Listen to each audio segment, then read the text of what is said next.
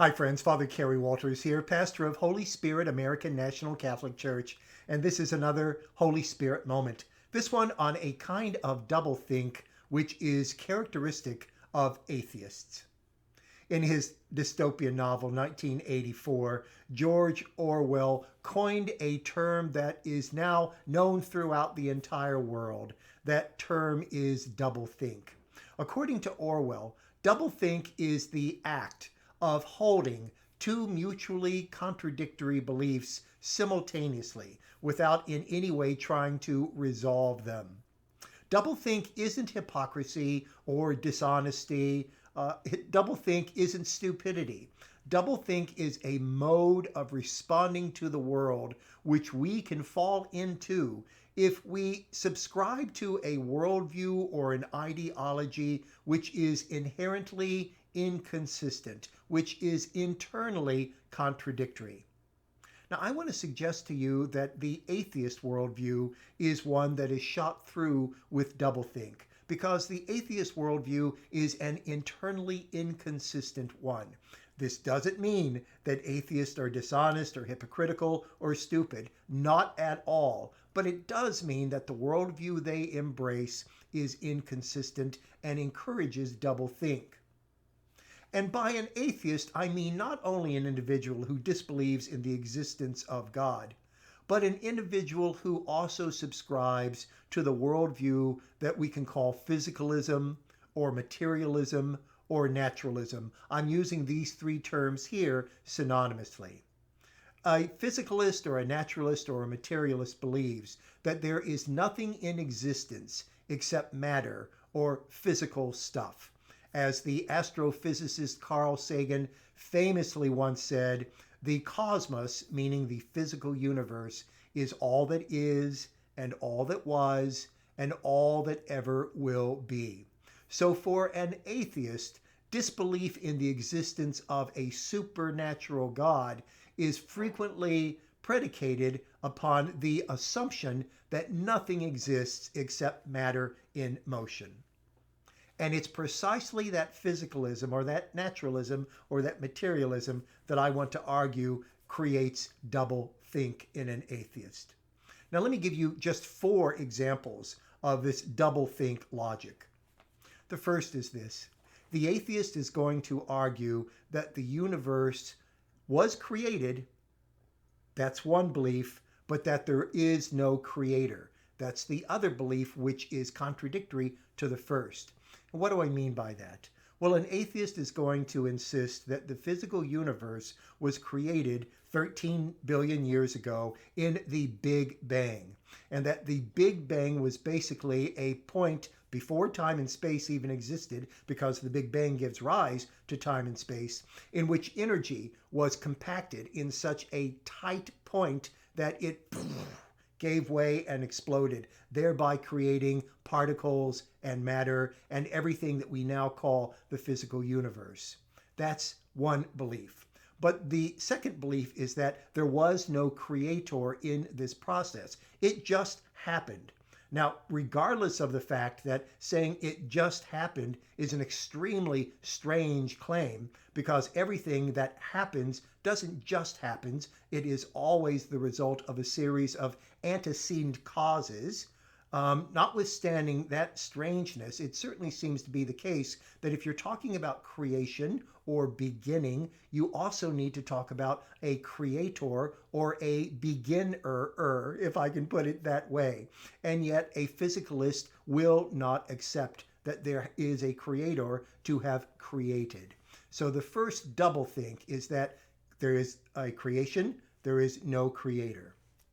Second doublethink is this. An atheist will argue that in the physical universe there are physical laws, and these physical laws create symmetry and orderliness in the universe. And as a matter of fact, these physical laws are what makes what you and I call science possible.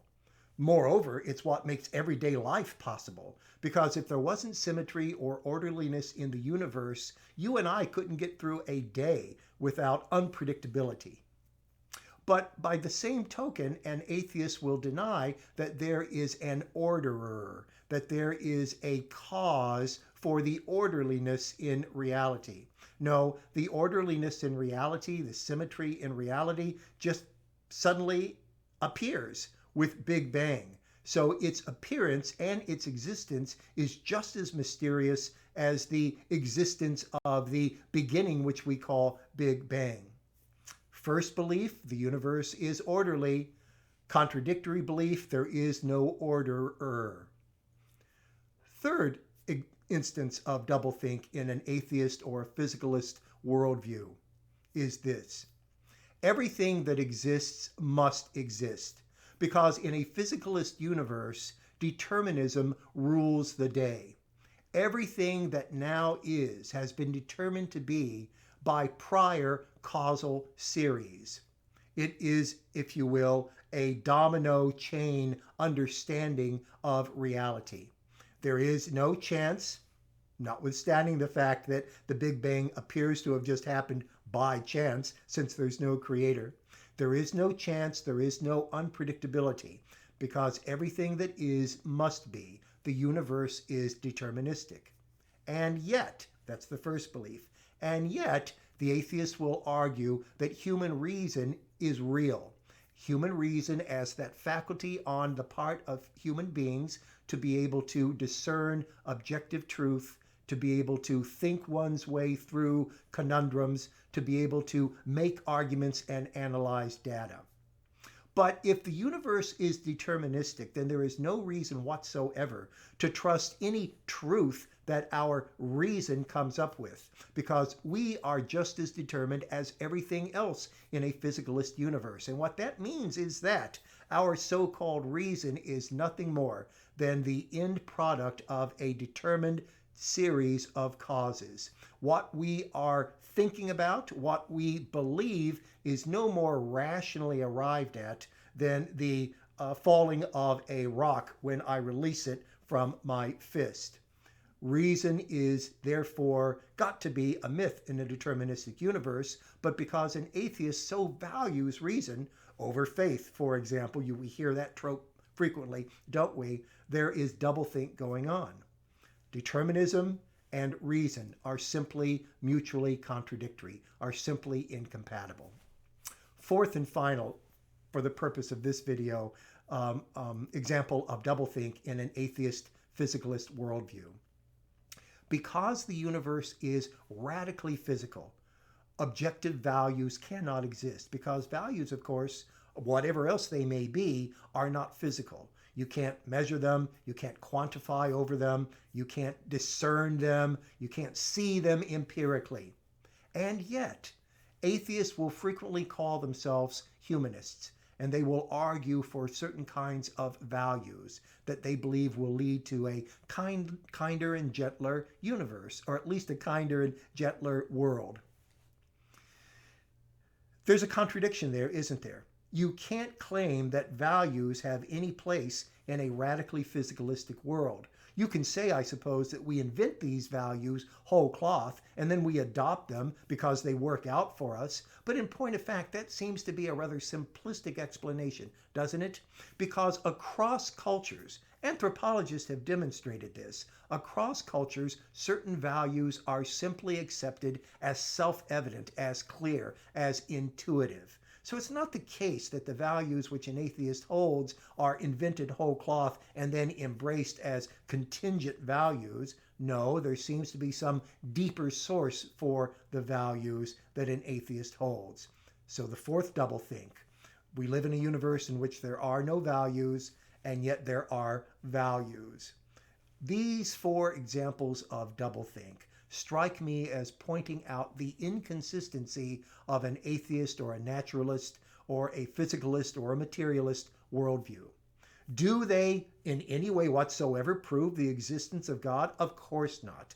But what they do suggest is that there has to be something woven into the scheme of the physical world which is not physical. There has to be something which we can call mind or spirit, or if you wish, God, that creates orderliness, that led to Big Bang, that grounds value, and that escapes from a essentially deterministic network of cause and effect.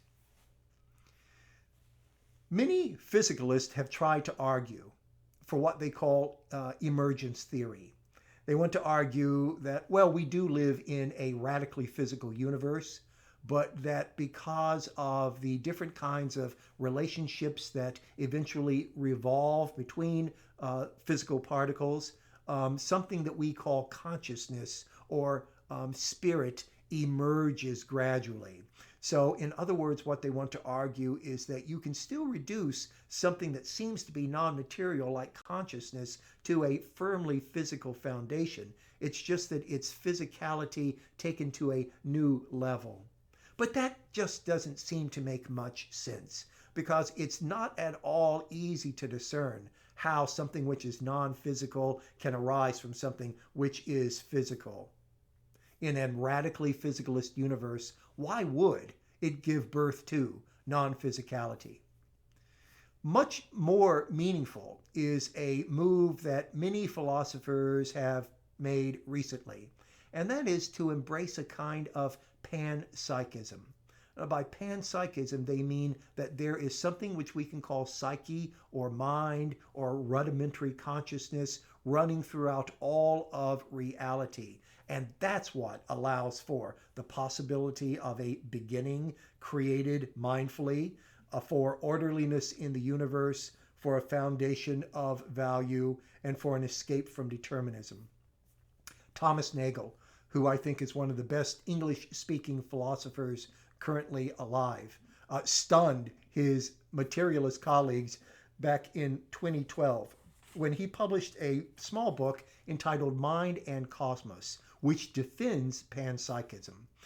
Nagle is reluctant to accept Pan-Psychism as an explanation for the way things are, but he was forced into that direction, he tells us in the book, because he simply recognizes that a physicalist worldview cannot account for all of the properties that I've been mentioning today, such as orderliness in the cosmos, cannot account for the beginning of the Big Bang, cannot account for value, cannot account for the ability on humans to be able to reason.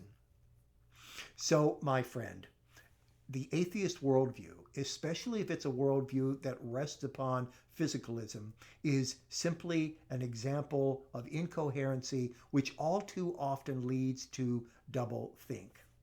Now, before you get too cocky, if you happen to be a Christian, please keep in mind that you and I probably also indulge in our own kind of doublethink. One of the most obvious examples of that might be our tortured relationship to violence. We believe on the one hand that Christ absolutely rejects the possibility of engaging in violence for his followers, and yet we believe on the other hand that some violence is absolutely justified. Those two beliefs are incompatible, and as a consequence, they might be an example of doublethink.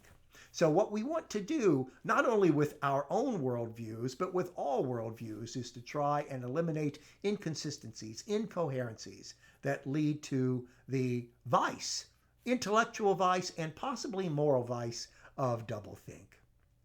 Friends, thank you for joining me in this Holy Spirit moment. If you are interested, I invite you to subscribe. Take care. Have a wonderful Thanksgiving. I'll see you soon. God bless.